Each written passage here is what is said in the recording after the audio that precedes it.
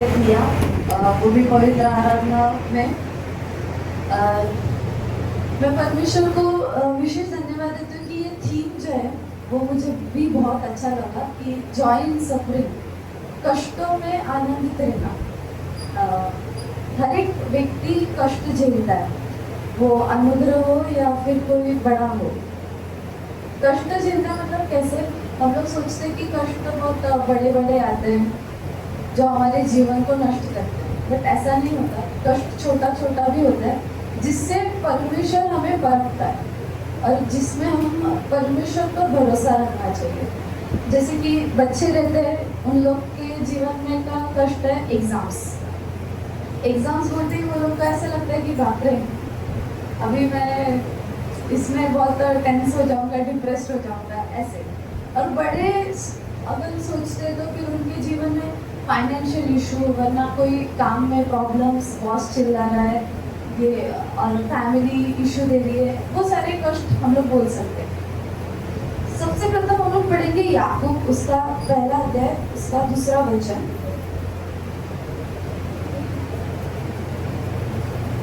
मेरे भाइयों, जब तुम नाना प्रकार की परीक्षाओं में पड़ो तो इसको पूरे आनंद की बात समझो। इधर वचन कहता है कि യാക്കോബിന്റെ ലേഖനം ഒന്നാം അധ്യായം അതിന്റെ രണ്ടാമത്തെ വാക്യമാണ്. എന്റെ സഹോദരന്മാരെ, നിങ്ങൾ വിവിധ പരീക്ഷകളാൽ അകപ്പെടുമ്പോൾ നിങ്ങളുടെ വിശ്വാസത്തിന്റെ പരിശോധന സ്ഥിരത ഉളവാക്കുന്നു എന്ന് അറിഞ്ഞ് അത് അശേഷം സന്തോഷം എന്ന് എണ്ണുവിൻ. आमीन। इधर वचन पढ़ता है कि उस कष्टों में कष्ट को अपनी भलाई के लिए, अपने आनंद की बात समझो। हम लोग कष्ट ये सुनते ही सबसे पहले व्यक्ति हमारे दृष्टि में वरना विचार में आता है तो वो है यीशु मसीह।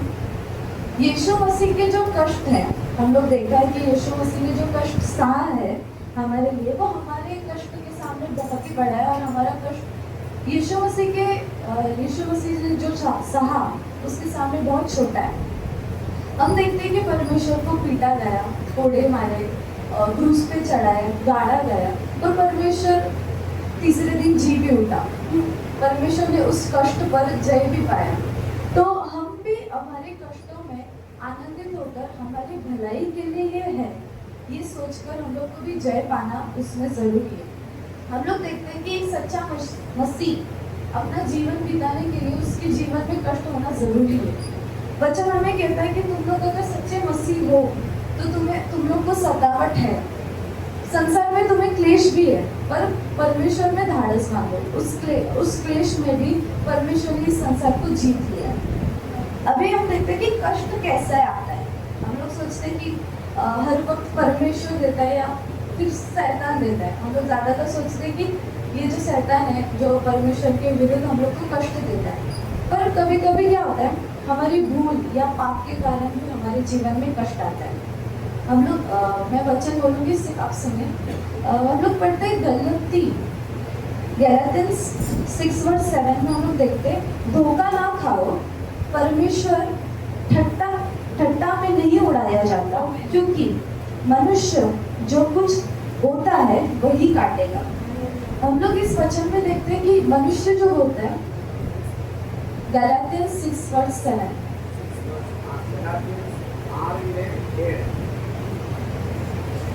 उधर हम लोग देखते हैं कि वचन कहता है कि मनुष्य जो बोता है वही काटेगा। अभी हम लोग देखेंगे कि एक किसान है, वो आम का बीज बोएगा तो उसमें कैरी मतलब बनाना तो नहीं आएगा, तो आम ही आएगा। तो वैसे ही है, मनुष्य अगर हत्या भी करता है तो उससे परमेश्वर उसे छुड़ाता है, उस कष्ट से उसे छुड़ाता है, परमेश्वर उसे क्षमा भी करता है, परंतु उसे बंदी गृह में जाने का कष्ट भी झेलना पड़ता है। मतलब हम लोग देखते हैं कि हर एक लोगों को एक मतलब पाप करते हैं, पर वो परमेश्वर के सामने कबूल करते हैं तो परमेश्वर उसमें से छुड़ाता है। मतलब परमेश्वर उसको थोड़ा सा कष्ट देता है कि तू मेरी संपत्ति से दूर रहा, इसके लिए मैं तुझे थोड़ा सा धोखा देता हूँ, पर परमेश्वर उस कष्ट से भी छुड़ाता है। और सेकंड बात है कि पाप का फल रूप, मतलब हम लोग देखते हैं यूहन्ना 5:14 में कि एक 38 वर्ष से दुख नहीं करे, मतलब 38 वर्ष से वो रोगी था, पर वो कभी ऐसे उठ के खुद अपने चीजों को उसने समाप्त नहीं किया, अपने रोग को चंगा नहीं किया। उधर देखते हैं कि जब परमेश्वर ने उसे कहा देख तू चंगा हो गया है, फिर से पाप मत करना, ऐसा न हो कि इससे कोई भारी विपत्ति तुझ पर आ पड़े। मतलब इधर हम लोग देखते हैं कि उसका जो रोग था वो उसके पाप के कारण था। इसके लिए यीशु मसीह से कहता है कि तू ऐसा फिर से पाप मत कर जिससे तेरे पे एक और भारी विपत्ति आ सकती है। और दूसरा हम लोग एग्जाम्पल देते हैं कि मिरियम, गिनतियों के 12 अध्याय उसका 10वां वचन में देखते हैं कि वो मूसा के विरुद्ध कुड़कुड़ाने लगी थी। हम लोग देखते हैं जब मूसा के विरुद्ध कुड़कुड़ाने लगी थी, और मूसा ये परमेश्वर का सेवक था। परमेश्वर के सेवक के समय हम लोग कुड़कुड़ाते, मतलब परमेश्वर से कुड़कुड़ाना ऐसे तुल्य है। तो उस समय मिरियम जब देखते हैं हम लोग गिनती 12 का 10 में, वो कुड़कुड़ाने के पाप के कारण कोड़ी से सफेद हो गई थी, वो कोड़ी से सफेद हो गई थी। तो हम लोग 2 एग्जाम्पल देते हैं जिससे पाप के कारण हम पे कष्ट आता है। एक तो 38 वर्ष से जो रोगी था उस पे रोग आया, और मिरियम जो कुड़कुड़ाने लगी उस पे एक कोड़ का एक ये आया, रोग आया। अभी हम देखते हैं कि ये सारी जो चीजें हैं, मतलब दुख है, कष्ट है, जो हम लोग झेलते हैं रोजमर्रा लाइफ में, डेली लाइफ में, उस पे हम लोग को ये क्या है, प्रतिफल क्या है, परमेश्वर ने उस चीज के लिए भी प्रतिफल रखा है। पहला तो हम परमेश्वर के पुत्र होने का अधिकार हम लोग को है। जैसे कि हम लोग देखते हैं 2 तीमुथियुस 3 अध्याय उसका 12वां वचन, जितने मसीह यीशु में भक्ति के साथ जीवन बिताना चाहते हैं वे सब सताए जाएंगे। इधर हम लोग देखते हैं कि जो कोई परमेश्वर में जीवन बिताना चाहता है, जैसे कि हम लोग ने अभी गवाही सुनी कि आराधना ने बोला कि वो अपना जीवन परमेश्वर के लिए बिताना चाहते, पर वो ये चीज़ जानना चाहे कि वो अगर जीवन बिताना चाहते हैं तो उसके हम लोग के जीवन में सतावट भी आती है। हम लोग ने बहुत सारे एग्जाम्पल देखे हैं। हम लोग एक बेस्ट एग्जाम्पल इसके लिए मैं दूंगी, वो था स्तिफानुस जब परमेश्वर की सेवकाई कर रहा था, वो बोलने लगा, परमेश्वर की बातें करने लगा, तो उसके जीवन में सतावट आई और उसके ऊपर पत्थरवाल, मतलब पत्थर फेंक के उसको मारने लगे।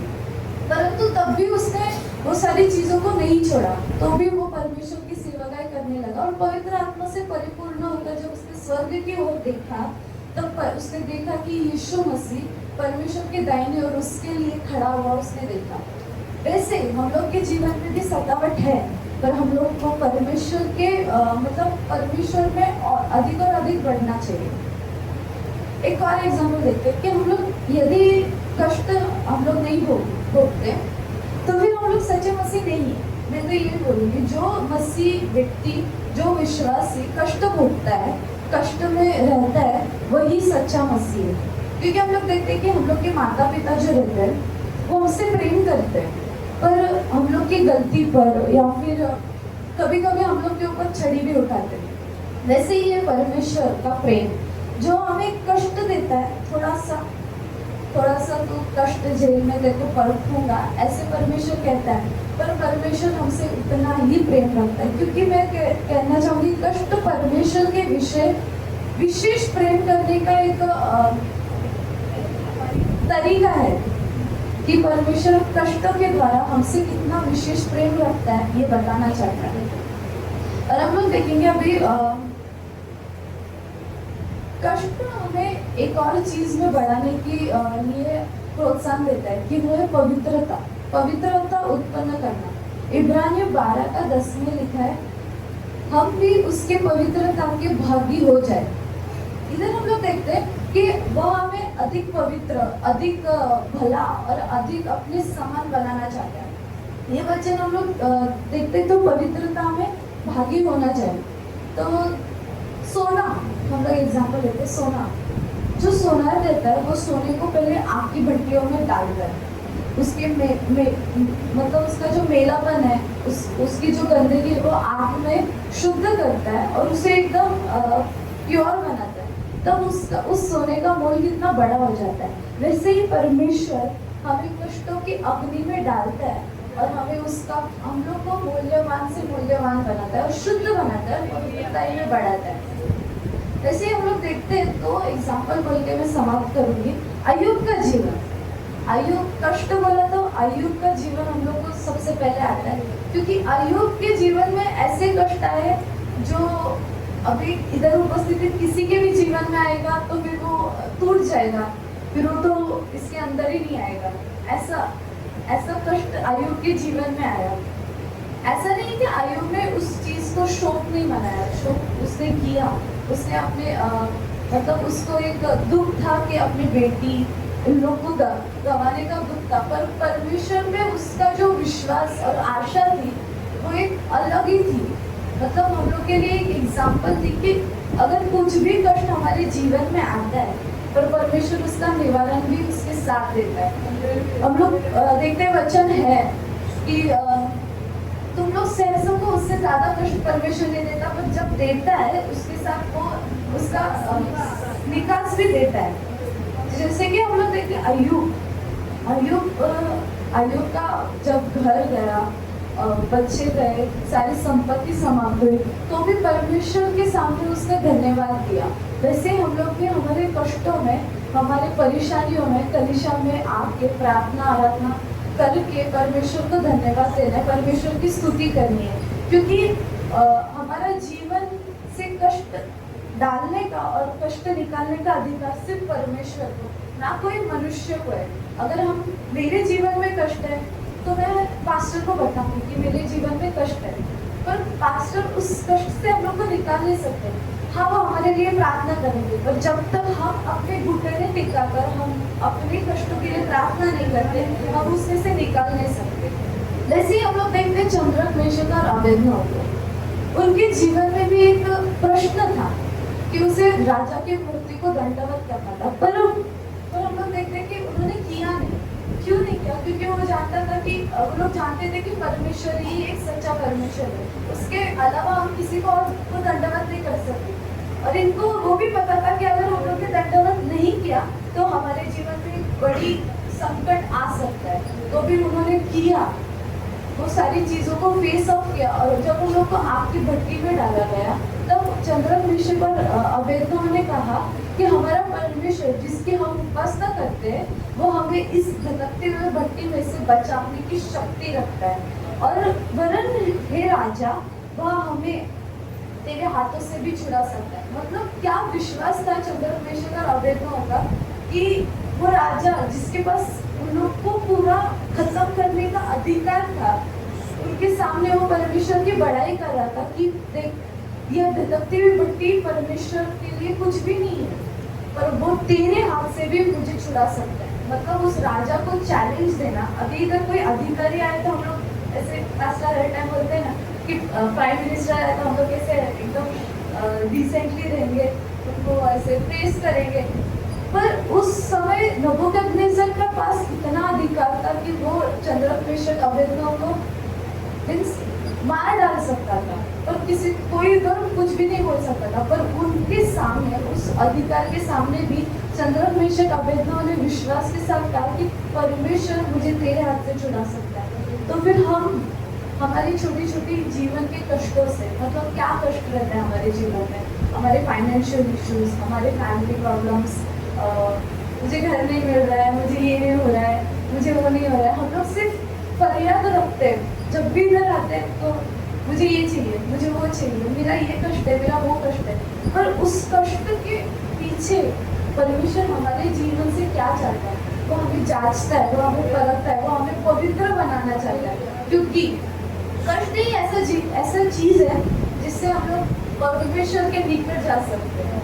हम देखते हैं कि एक अंधा व्यक्ति है जिससे चेलों ने यीशु मसीह से पूछा था कि ये किसके पाप के कारण अंधा है, क्या इसके पाप के कारण या इसके माता पिता के पाप के कारण। पर यीशु मसीह ने एक उत्तर उनको दिया जिससे चेले भी शॉक हो गए कि ऐसा कैसा उत्तर है। तो यीशु मसीह ने कहा कि ना ये अपने पाप के कारण अंधा है, ना अपने माता पिता के पाप के कारण अंधा है, परंतु इसके द्वारा मेरी महिमा होने के लिए इसे परमेश्वर ने अंधा रखा है। मतलब हम लोग के जीवन में जो कष्ट होते हैं वो परमेश्वर की महिमा और परमेश्वर को ऊंचा उठाने के लिए रहते हैं। हम लोग देखते हैं कि जब एक मैं समरी बोल के मैं बैठना चाहूंगी, यदि परमेश्वर की इच्छा और आकांक्षा में हम लोग चलना चाहें तो हम लोग को उसमें खड़ा होने के लिए हमारे जीवन में क्या क्या आता है? रोग आता है, कष्ट आता है, दुख आता है, फाइनेंशियल इश्यूज आता है, हानि आती है, और कभी कभी तो हमारे परिवार का व्यक्ति हमारे खिलाफ उठता है, तो हम लोग खुद से जाते भी कर से जाते कि परमेश्वर आपने क्या किया, ये मेरे साथ इतना अच्छा था, वो मेरे विरुद्ध उठा है, ये कष्ट मेरे जीवन में क्यों?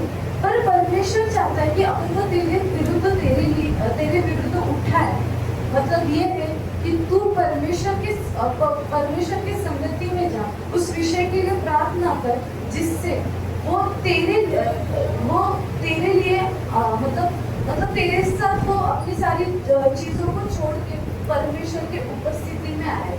वैसे ही हम लोग देखते हैं कष्ट हमारे जीवन में बहुत ही अच्छा चीज है। मैं तो बोलूँगी कष्ट हमारे जीवन में बहुत ही अच्छा चीज है, जिससे हम लोग पवित्रता और प्रेम में परमेश्वर की बढ़ते हैं। ये वचन मेरे लिए भी बहुत आशीषदायक था। जब मैं इससे तैयार कर रही थी, मुझे बहुत लोगों ने भी उस चीज़ को रेडी करने के लिए हेल्प किया, और मेरी बुद्धि से भी थोड़ा सा मैंने ट्राई किया, पर मेरे को लगता है कि ये वचन आप सभी के लिए आशीष का कारण रहा, और ये बोलकर मैं बैठना चाहूँगी। आमीन।